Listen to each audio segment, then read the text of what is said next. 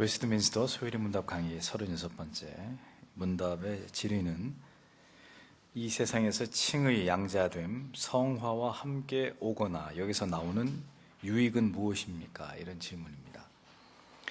거기에 대한 답변으로 교리는 이 세상에서 칭의 양자됨, 성화와 함께 오거나 여기서 나오는 유익은 첫째, 하나님의 사랑에 대한 확신, 그리고 둘째, 양심의 평화, 셋째, 성령 안에서의 기쁨, 마지막으로 죽는 순간까지 계속 은혜 안에서 자라며 보호되는 것입니다. 이렇게 답변을 하고 있습니다. 네 가지를 이야기합니다.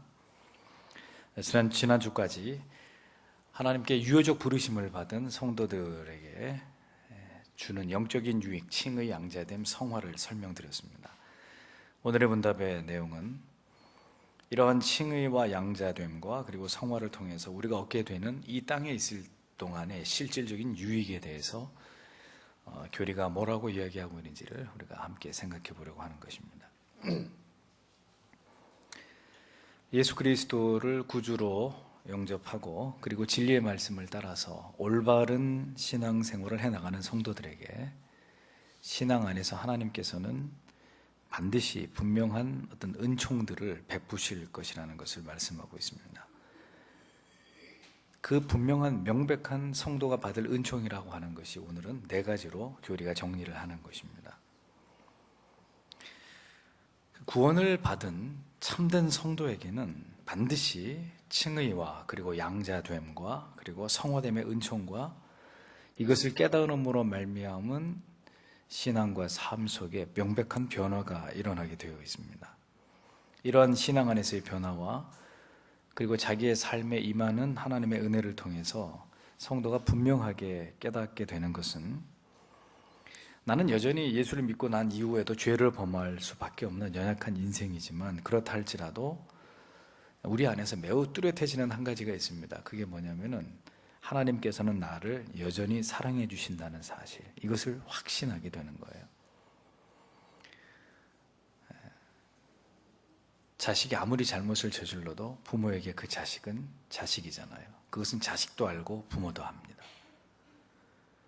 내 자신이 분명히 하나님의 자녀인 것을 확신하는 것은 내 편에서도 매우 중요한 일이지만 하나님께서 여러분들을 바라보실 때도 여러분들이 하나님의 자녀인 것을 여러분들이 확실히 아는 것, 그것을 확신하는 것은 하나님 편에서도 그것은 매우 하나님께서 중요하게 다루시는 사실입니다. 따라서 여러분들이 정말 하나님에게 사랑을 받는 자녀라는 것을 확신하기를 갈망한다면 하나님은 그런 자들에게 분명히 하나님의 사랑하는 자녀가 틀림없다는 것을 그 사람에게 보여주고 싶어 하신다는 분이라는 거예요. 하나님은 애써 그것을 숨기고 감추고 우리를 애먹이시는 그런 하나님이 아닙니다. 우리가 그 본질에 내가 하나님께 사랑을 받고 있는 자녀인가요? 하는 물음에 대해서 삶의 많은 증거들과 우리의 삶의 현장에서 이것을 체험하기를 진지하게 갈망하는 노력이 우리에게 부족하기 때문에 도대체 하나님이 나를 사랑하시는 건지 아니면 사랑하시지 않는 건지 이게 갈피를 잡을 수 없는 것이지, 우리가 뚜렷하게 하나님 나를 사랑하세요? 하고 진지하게 하나님께 물어본다면 아이가 농담이 아니고 아버지 얼굴을 떨어뜨리지 아버지 얼굴을 올려다보면서 아빠 나를 사랑해요? 라고 묻는데 어떤 아버지가 미쳤냐 내가 너를 사랑하게? 이렇게 대답할 아버지가 어딨냔 말이에요. 엄마 나를 사랑해요? 엄마 내가 시험 50점 맞았는데도 나를 사랑합니까? 그것과는 상관없이 아버지와 어머니가 그 아이가 진정으로 엄마 아빠의 사랑을 확인하고 싶어 할 때 뭘 통해서라도 그 사랑을 입증해주고 싶어 하는 것이 부모된 자들의 마음이지, 나는 너를 사랑하지 않는다, 너 시험 성적 그 정도밖에 안 될 것 같으면 너 이제부터 내 자식 아니야, 그러는 부모가 어디 있겠냐 말이죠. 하나님도 마찬가지시라는 거예요. 하나님이 나를 사랑하심, 날 사랑하심, 날 사랑하심, 성경에 써있네. 찬송가의 고백도 있지 않습니까? 하나님이 나를 사랑하심을 확실히 알고 싶어하는 자에게는 하나님이 반드시 내가 너를 사랑한다는 것을 확신시켜 주시고자 하는 분이 하나님이십니다. 진리의 말씀과 그리고 우리의 마음을 쏟아놓는 기도와 그리고 신앙의 진지함 속에서 교리가 증명하는 은총들을 여러분들의 실제의 삶 속에서 지성적으로, 감성적으로, 의지적으로 여러분들이 이해하시고 느끼시고 결단하시는 이런 신앙 안에서의 분명한 은혜의 증거들을 여러분들의 실생활에서 하나하나 체험해 갈 때 성도의 신앙은 자라게 되어 있는 거예요. 기독교의 신앙은 그래서 체험의 종교라고, 체험의 신앙이라고 말하는 이유가 거기 있습니다. 깨달아지지도 않고 경험되지도 않은 것을 위해서 미련스럽게 자기의 목숨을 걸 수 있는 사람이 어디 있겠습니까? 그럼 뒤집어 말하면 체험되지도 않았고 경험하지도 않았기 때문에 목숨을 걸 가치도 없이 우리는 예수를 믿고 있다는 것이죠. 이것은 성경이 말씀하고 있는 믿음과 다른 것입니다. 우리의 믿음이 쉽게 흔들리고 때로 방황하는 것은 지금까지 교리적으로 계속 증명해 나가고 있는 이를테면 이신칭의의 이런 중대한 교리나 양자됨의 이런 놀라운 특권, 그리고 날마다 진지하게 우리 자신의 구원을 이루어 나아가야 되는 성화에 대한 어떤 올바른 표대의식, 이런 것들이 성도의 영혼 안에서 이렇게 반듯하고 분명하게 세워져 있어야 우리의 삶의 방향이 바른 곳을 향해 가게 돼 있고 우리의 믿음이 더 반듯하게 세워져 가는 것입니다. 그런 것들이 선행되지 않으면 우리는 쉽게 흔들리고 무너지고 방황하게 돼 있어요. 이만큼 쌓아올린 것 같은데 어느 날 또 주저앉아 버리고, 이만큼 쌓아 올라간 내 믿음이 좀 이만큼 자란 것 같은데 어느 날 또 어처구니 없이 그게 다 무너져 버리는 이런 일들이 지루하게 반복되어 가는 것입니다. 진리에 대한 피상적인 지식과 진리를 대하는 무성의함, 그리고 진리를 깨닫고자 함에 있어서의 거의 항상 게으름으로 일관하는 이런 신앙생활을 통해서는 분명히 말씀드립니다. 결코 구원의 확신과 나아가서 나를 향하신 하나님의 그 크신 사랑과 은혜들을 결단코 체험하기 어렵다는 거예요. 아무리 밖에는 태양이 장렬하고 있어도 내 스스로 지하실 깊은 곳으로 들어가서 모든 창문을 다 걸어 잠궈버리고 조금의 빛이라도 방 안에 들어오지 않도록 해놓고 그 어두움 속에 이렇게 웅크리고 있으려고 하는 데에는 답이 없는 거예요. 창문을 활짝 열어젖혀야 그 태양이 어둠 속을 비추면서 빛이 확 들어오면서 순식간에 방 안이 환해질 수 있는데, 내가 스스로 다 닫아버리고 커튼 굳게 쳐버리고 그 속에 들어가서 고개를 쳐박고 있으면 도리가 없는 거 아니겠습니까?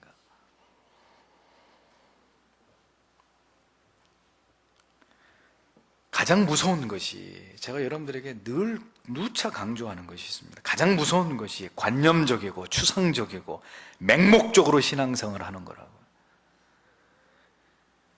나중에 여러분들이 하나님 앞에 가서 다른 말씀하시면 안 돼요. 난 그런 얘기 들은 적 없습니다. 이렇게 시침 따시면 안 됩니다. 저는 분명히 여러분들에게 강조하고 또 강조해서 말씀드렸고 지금도 말씀드리고 있습니다. 은혜의 방편인 예배, 말씀, 성례, 기도, 하나님의 말씀을 배우고 깨닫는 이런 일들을 통해서 하나님을 더 깊이 알아가고 하나님을 체험하지 않으면 우리는 결코 하나님께서 나를 사랑하신다는 이 사실을 그저 지식적으로만, 사변적으로만 이해하는 형식적인 교인이 될 수밖에 없는 거예요. 생명 없는 성도, 중심 없는 성도. 이리 치면 그렇게 넘어가고 이쪽에서 치면 그냥 힘없이 쓰러져 버리는. 교리는 분명하게 신자가 하나님의 사랑을 확신하게 되는 은총과 유익을 누릴 수 있다고 분명히 우리에게 설명하고 있습니다. 따라서 우리가 하나님을 신앙하는 우리의 삶의 여정 속에서 분명한 것은 오늘도 나를 향하신 그 하나님의 사랑을 절절히 우리가 필요한 순간에 우리가 가슴으로 느낄 수 있어야 된다는 거예요. 아이가 때때로 사랑을 확인하려고 엄마 나 사랑해요 라고 물을 때 엄마가 그 아이를 위해서 보여줄 수 있는 모든 사랑으로, 그리고 인자한 표정으로 그럼 엄마가 너를 얼마나 사랑하는데 하면서 그 아이의 마음속에 깊이 엄마의 사랑이 각인되도록 엄마가 모든 배려로 그 아이에게 사랑을 표현해내는 것처럼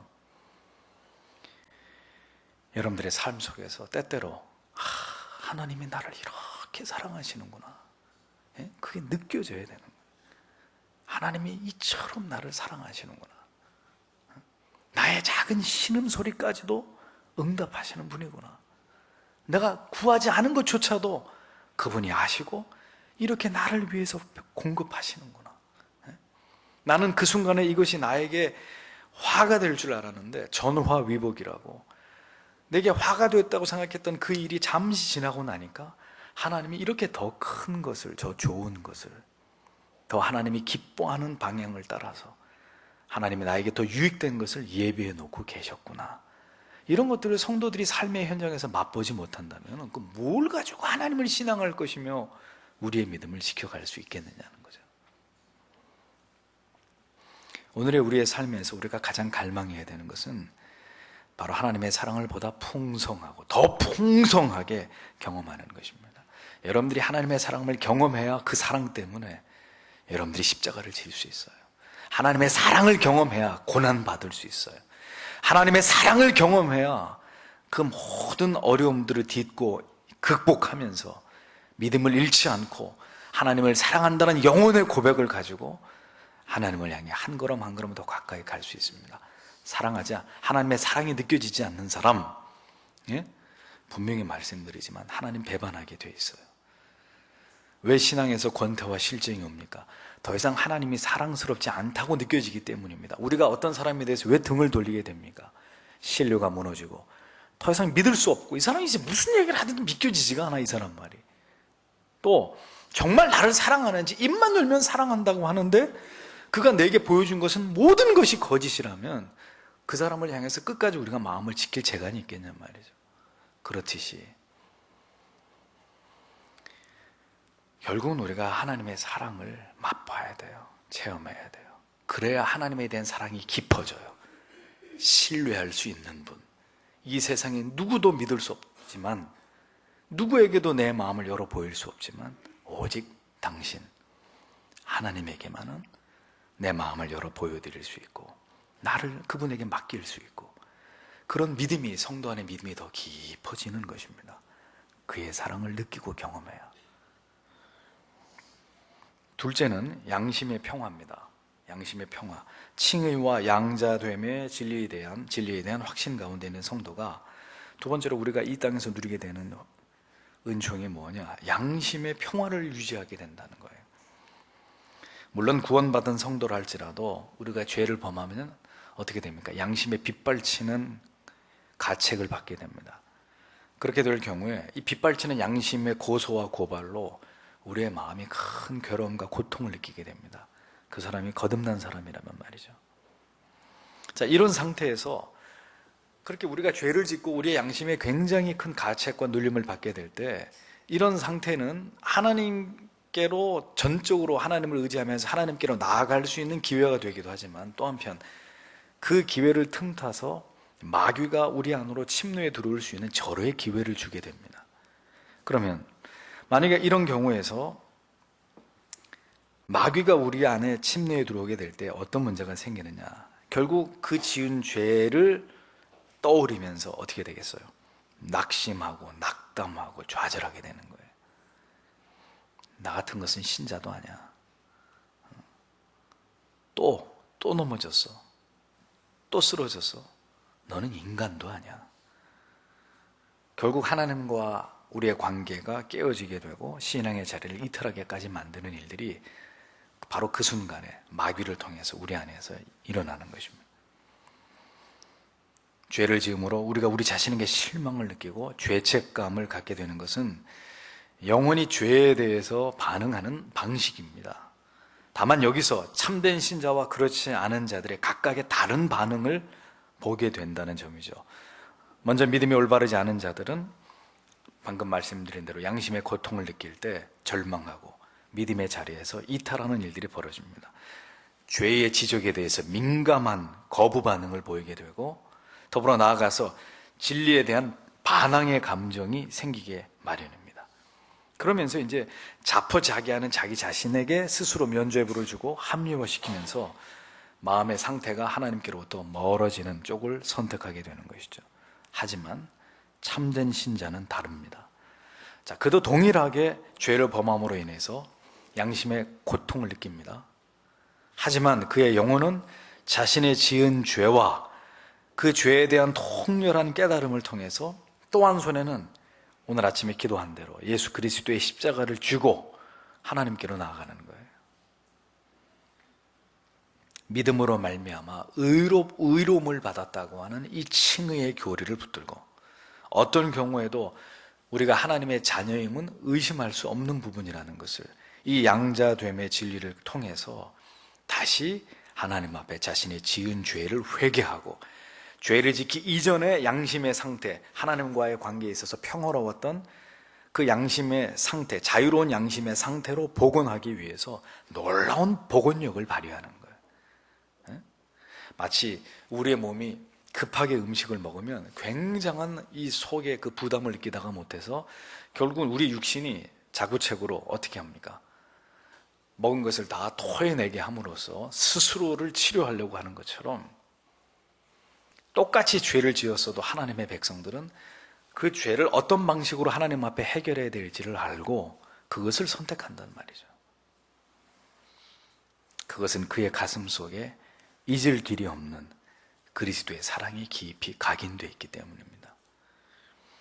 그래서 히브리서 10장 39절에는 이런 말씀이 있죠. 우리는 뒤로 물러가 침륜에 빠질 자가 아니요 오직 영혼을 구원함에 이르는 믿음을 가진 자니라. 우리는 절대로 뒤로 물러나서 주저앉을 자들이 아니라고 말씀하고 있습니다. 믿음으로 우리가 하나님의 자녀인 것을 증명해내고야 마는 사람들, 그 사람들이 바로 하나님의 자녀들인 거죠. 이 땅에서 신자로서 진정한 영적인 유익을 누리는 신자들은 언제나 죄와 더불어 싸우고, 그리고 의롭고 진실되고 정직한 삶을 살기 위해서 최선을 다합니다. 하지만 때로 우리의 연약함으로 죄를 범할 때 우리는 속히 그 죄를 정직하게 인정하고, 그리고 그리스도의 십자가 앞으로 가지고 나아가서 어떤 죄도 용서하시는 그리스도의 은혜에 의탁하면서 그 죄의 문제를 해결짓고야 마는 사람들이에요. 그 점에서 똑같이 죄를 지으나 믿음이 아닌 믿음을 가진 자와 진정한 믿음을 가진 자가 이렇게 다를 수밖에 없는 거예요. 아침에 말씀드렸죠. 죄는 피하고 숨는 특징이 있다. 어떤 경우에도 하나님과 멀어지는 것, 여러분들이 예배를 멀리 하시는 것, 기도와 하나님의 말씀을 가까이 하는 것을 중단하는 것은 어떤 것으로도 변명할 수 있거나 합리화할 수 있는 부분이 아닙니다. 그건 명백하게 지금 여러분들이 하나님과 멀어지고 있다는 증거일 뿐이에요.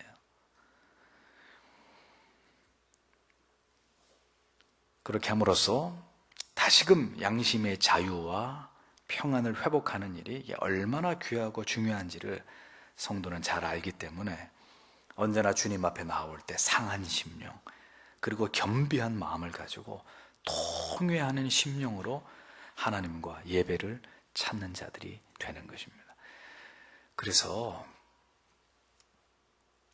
여러분들이 주일날 하나님 앞에 예배하러 나오는 모습과 여러분들의 마음의 상태를 이렇게 보면 여러분 자신을 진단할 수도 있어요. 그러면 내가 오늘 교회 가서 은혜를 받겠구나, 그러지 않겠구나 알 수 있는 거예요. 여러분들의 마음이 물처럼 녹아서 오늘도 그저 주님 나를 불쌍히 여겨주시기만을 바랍니다. 주님 오늘도 나를 긍휼히 여겨주시고, 나를 오늘도 예수의 피로 새롭게 깨끗이 씻어주시고, 또 한 주간을 살아갈 수 있는 넉넉한 은혜를 내게 채워주십시오.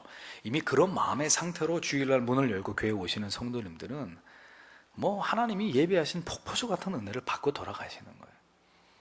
그런데 아무 생각 없이, 혹은 마음에 온갖 먹구름이 잔뜩 끼어가지고 미움과 분노와 어떤 불만과 이런 것들을 가지고 교회에 와 계시면 무슨 은혜를 받으시겠어요? 다 엎어버리고 가는 거예요.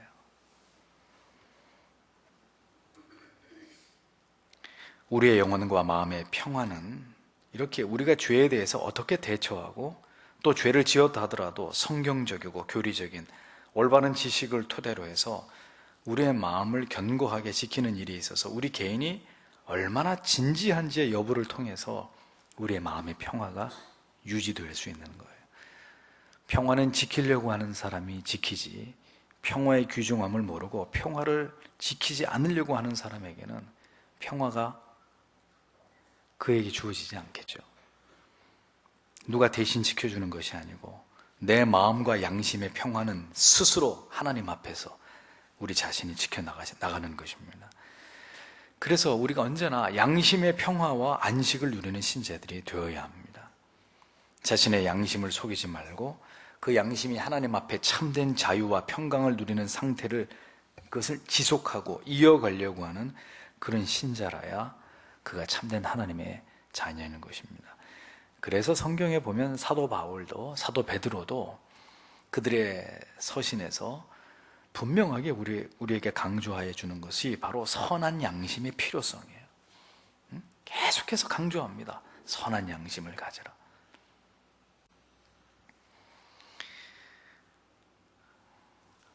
선한 양심을, 마음의 평화를 가지려고 하는 자에게 하나님은 반드시 그 평화를 지켜주시고 이어가도록 도와주십니다. 세 번째로, 성도가 누릴 유익은 성령 안에서의 기쁨입니다.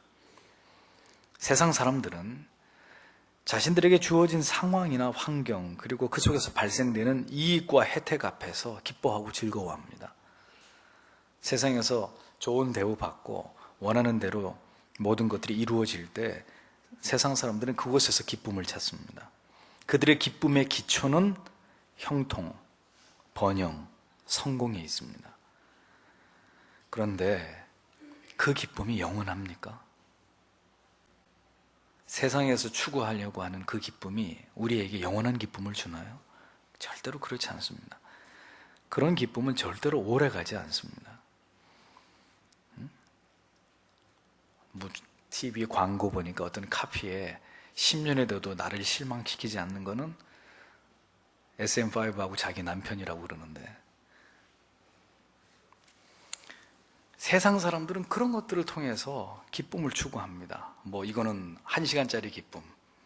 예를 들면 머리를 이발을 하면 하루 종일 기분이 좋고, 결혼을 하면 한 달이 기분이 좋고, 이런 이야기들이, 집을 사면 1년이 행복하고, 그냥 다 유한한 것들이라는 거죠. 이 땅에서 우리가 추구하려고 하는 기쁨은 영원한 것들이 아닙니다. 그런데 그런 것들을 추구하면 추구할수록 어떤 문제가 생기느냐, 목이 너무 마르단 말입니다. 근데 바다 위에 혼자 떠 있어요. 마실 물이 없습니다. 그래서 그냥 그 짠지도 모르고 바닷물을 벌컥벌컥 들이켰다고 가정해보죠. 어떻게 됩니까? 더 타는 듯한 목마름이 오면서 결국은 죽어요. 바다 위에서 죽을 수밖에 없어요. 그러니 세상에 손을 뻗어가지고 어떤 기쁨을 얻으려고 하면 그걸 손에 딱 넣는 순간 기뻐요. 근데 그걸로 만족이 되면 다행인데 만족이 안 되는 거예요. 그러니까 계속해서 그 다음 것, 그 다음 대상, 더 높은 것, 더 화려한 것, 더 아름다운 것, 더 좋은 것,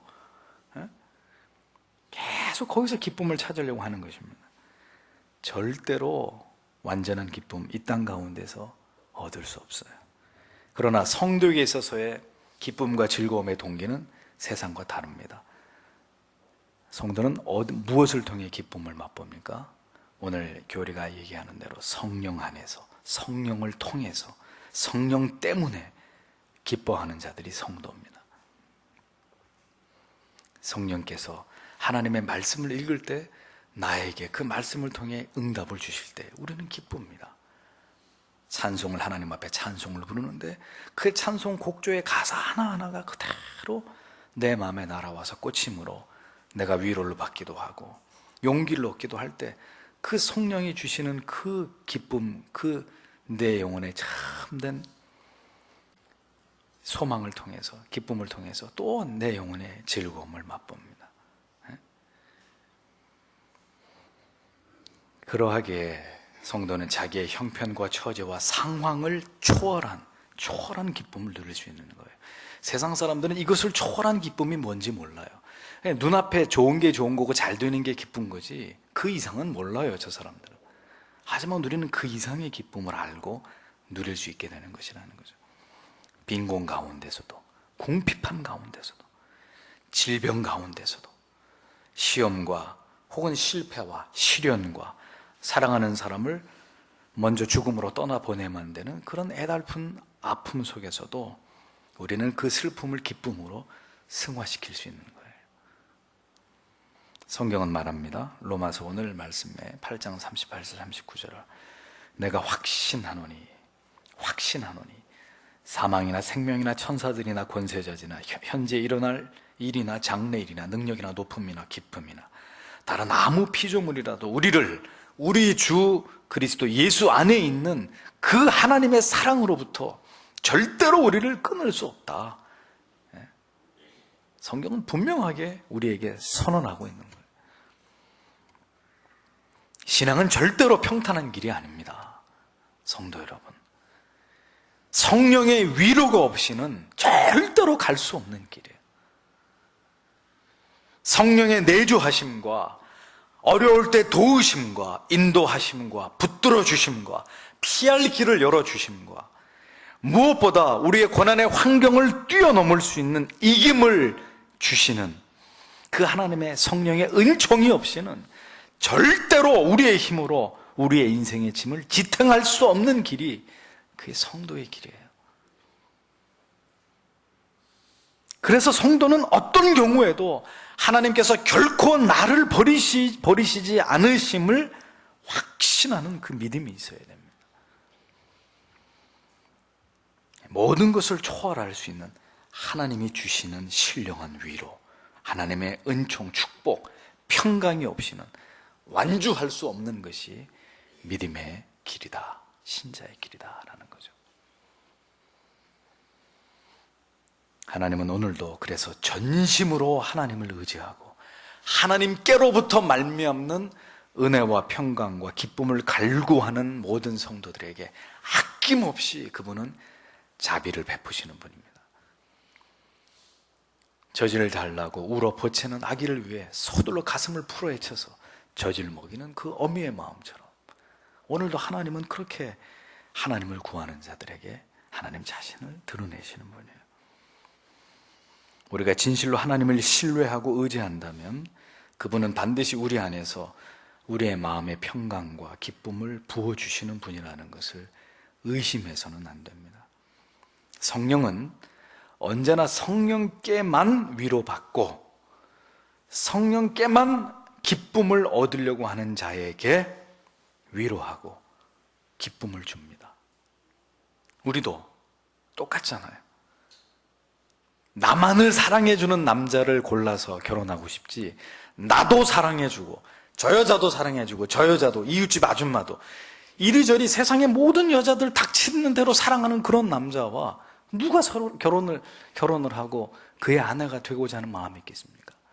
내 품 안에서 만족하는 그런 여인이라야 내 여자가 되고 한평생 그 여인을 사랑할 수 있는 거지, 오늘은 이 남자의 품에서 내일은 저 남자의 품에 안겨서 그런 여자를 자기 아내로 삼아서 평생을 같이 할 정신 나간 사람이 어디 있겠냔 말이지. 그러니 하나님도 마찬가지예요. 오늘은 세상의 품에 안겨서 희희낙낙하고 내일은 또 세상의 어느 귀퉁이에 가서 그것을 기쁨 삼아 위로 삼아 그것을 붙들고 또 거기에 흥청망청 붙들려 있는 그런 우리들을 바라볼 때 하나님 마음이 얼마나 아프시겠어. 그러니까 우리가 하나님을 사랑하지 않는 것은 아닙니다. 여기 앉아 계신 성도님 여러분 가운데 난 하나님 미워, 난 하나님 절대로 사랑하지 않아, 그런 분이 이 중에 누가 있겠습니까? 문제는 그럼 왜 우리는 하나님과 친밀해질 수 없는 것이냐? 하나님이 나의 전부가 되지 않기 때문이에요. 성령께로부터 기쁨을 얻으려면 성령만을 사모하고 성령께로부터 우리에게 공급되는 그 은혜만을, 그 기쁨과 위로와 평강만을 사모해야 네가 나만을 사랑하는구나, 너에게 있어서 내가 전부구나, 그래야 하나님이 그를 신부로 생각하면서 그에게 모든 사랑을 베풀어 주실 텐데 그렇게 하나님만을 바라보지 않거든요. 하나님 잘못이 아니에요. 그분은 우리의 마음을 다 아십니다. 지금 내가 필요로 하는 위로가 어떤 종류의 위로이고 우리가 추구하는 기쁨이 신령한 것인지 육적이고 세속적인 것인지를 그분은 정확하게 꿰뚫어 보시는 분이에요. 네가 지금 어떤 기쁨을 원하느냐? 나의 말씀을 통한 영적인 기쁨이냐, 아니면 이건 다 걷어치워버리고 너는 지금 세속적이고 육적인 기쁨을 지금 세상으로부터 네가 얻고자 하느냐. 다 그분은 알고 계신단 말이에요. 우리한테 속지 않는 분이세요. 성도 여러분, 온 마음을 다해서 당신이 내게 주는 기쁨이 아니면 나는 거절합니다. 필요 없습니다. 다른 남자가 주는 사랑 따위 나는 필요 없습니다. 나는 당신만의 사랑을 원합니다. 다른 여자가 주는 사랑 따위는 난 필요 없어. 누가 나보고 사랑해달라 그래서 당신이 뭔데? 나는 내 아내의 사랑만을 원해. 그럴 때 부부의 그 사랑이 더 깊어지고 오래가는 것처럼 하나님을 향해서도 동일한 것입니다. 마지막 유익은 우리가 이 땅에서 신자로 살아가는 동안에 믿음의 경주를 끝낼 때까지 우리를 붙드시고 인도하시고 우리의 믿음을 지킬 수 있는 은혜를 하나님이 공급해 주신다는 거예요. 이 땅에서 칭의와 양자와 성화됨을 붙들고 가는 자들에게. 참된 진리 안에서 바르게 자라가는 성도는 시간이 지날수록 그리스도를 사랑하는 마음 또한 자라게 되어 있습니다. 진리 안에서 우리의 삶의 목표를 정하고 진리가 말씀하는 바를 쫓아 살아갈 때 성도는 반드시 성장하게 되어 있습니다. 그거는 내가 잘하고 싶어서 잘하는 게 아니고 또 잘하기 싫다고 해서 안 잘하는 게 아니라 우리가 진리 안에 붙들려 있다면, 우리가 하나님의 사람이 틀림없다면 반드시 잘하게 되어 있어요. 진리는 그 진리를 향해 나아오는 자들과 그 진리에 귀를 기울이는 자들을 변화시켜 나아가는 힘이 있습니다. 참되고 진실된 신앙은 반드시 영적인 성장으로 이어지게 되어 있습니다. 올바른 진리의 깨달음을 따라서 하나님이 기뻐하시는 삶에 대해 순종하며 나아갈 때 성도의 믿음은 반드시 이 식물이 자라는 것처럼 자라게 되어 있어요. 이 세상에서 우리가 어떤 삶을 살아간다 하더라도 이 세상의 삶이 전부가 아니라 오늘의 우리의 삶의 모든 내용과 질은 바로 영원한 세상과 잇닿아 있기 때문에 우리는 언제나 저 영원한 세상을 바라보면서 주님과 교통하고 교제하는 것에서 가장 큰 가치와 기쁨을 두고 살아가는 그런 자들로 날마다 변해가는 거예요. 오늘도 어떤 분과 상담을 하는데 그래요. 이분이 전에는 세상에서 잘 나갔대요. 세상의 모든 즐거움과 음악들을 섭렵하면서 너무너무 그게 즐겁고 재밌었는데 어느 날 그가 회심을 하고 진리의 말씀을 깨닫다 보니 이제는 너무너무 재미가 없다는 거예요. 누가 하지 말라 그래서 안 하는 게 아니라 이 하나님의 위대한 말씀 앞에서 하나님을 발견하고 인생을 깨닫고 무엇이 참다운 기쁨이냐라는 것을 자기가 깨닫고 나니까 더 이상 재미가 없다는 거예요. 재미가. 그래서 이분이 제대로 회심을 하고 예수 믿는 지 3년밖에 안 됐는데도 로이드 존스부터 시작해서 고전 조나단 에드워즈, 존 오웬까지 두루두루 책을 얼마나 많이 읽으셨는지 한번 맛을 보니까 더 깊이 빠져드는 거예요. 맛을 못 본 사람은 찔끔 맛보고 끝나지만 한번 이 진리에 깊이 들어가서 맛을 본 사람은 더 심오한 거, 더 분명한 하나님의 말씀, 더 신령한 나로 하여금 천국을 이 땅에 있으나 천국을 소망하도록 내 영혼을 붙들어주는 생명의 말씀, 그런 거에 갈급해가지고 어찌할 바를 모르는 거예요. 그렇게 되는 것입니다. 그게 있어야 우리의 신앙의 레이스를 완주할 수 있어요. 그런 하나님의 말씀이 가지고 있는 그 흡입력에 사로잡히고 붙들리는 영혼이 돼야 진리 속으로 더 깊이 들어가면서 하나님 앞에 확 사로잡히는 그런 은혜들을 경험하게 되는 것입니다. 우리의 구원과 믿음이 진실한 것이라면 하나님 반드시 우리와 함께 하십니다. 이 긴 경주를 끝내도록 도와주십니다. 언제나 목사로서 여러분들을 바라보면서 우려하고 강조하는 것이 있습니다. 그건 뭐냐? 우리 가운데 신앙생활을 하다가 뒤로 물러나서 완전히 탈락해버리고 낙오하는 분들이 생기는 경우입니다. 예수님의 제자 가운데 가룟 유다처럼. 성경은 이런 자들에 대해서 말하기를 처음부터 그는 하나님의 택한 백성이 아니었다고 얘기합니다. 예수님께서는 분명히 택하신 백성들은 끝까지 붙들어 주신다고 약속하셨습니다.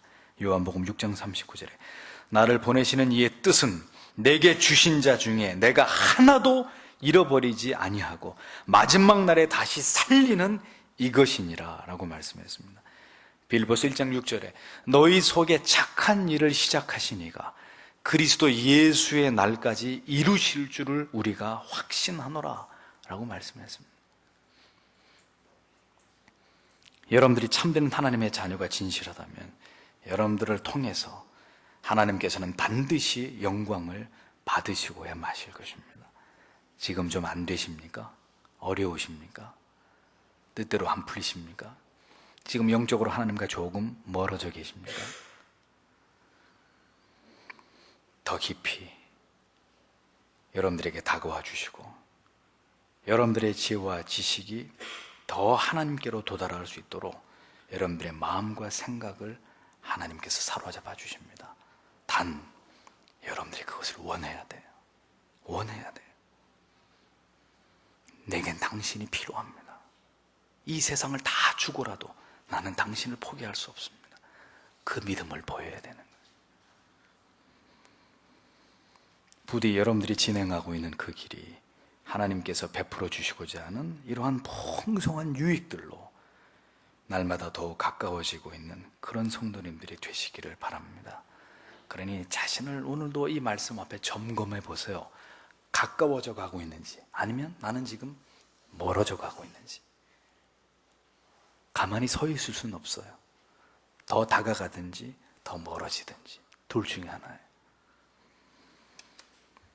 하나님을 경외하는 이 땅에서의 신앙의 삶에는 반드시 진정한 유익이 있어야 합니다. 유익.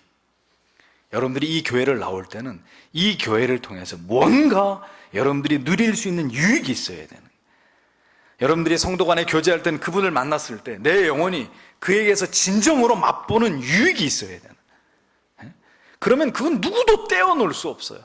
유익도 없고 사랑도 없고 존경도 없고 신뢰도 없고 아무것도 없으니까 안 봐도 그만이고 그런 사이가 되는 거 아니겠습니까? 하나님과 여러분들이 그렇게 되면 안 되는 거예요. 절대로. 그 유익을 통해서 우리가 영적으로 더 풍성한 삶을 살아가게 됩니다. 그것이 하나님이 여러분들에게 은혜 주시려고 할 때 여러분 안에서 기대하시는 바라는 것을 잊지 마십시오. 부디 진리에 대해서 마음을 여시고 여러분들의 삶의 방향을 하나님을 경외하는 데다 정조준하세요. 우리의 삶에서 우리가 얻게 될 보다 풍성한 영적인 유익들을 여러분들이 경험하시게 될 때 우리가 어디에 속한 자인지가 더 분명해질 겁니다. 그렇게 나날이 체험되어져 가야 돼요. 내가 누구인지, 어디에 속한 자인지.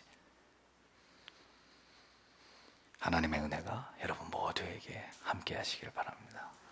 기도하겠습니다.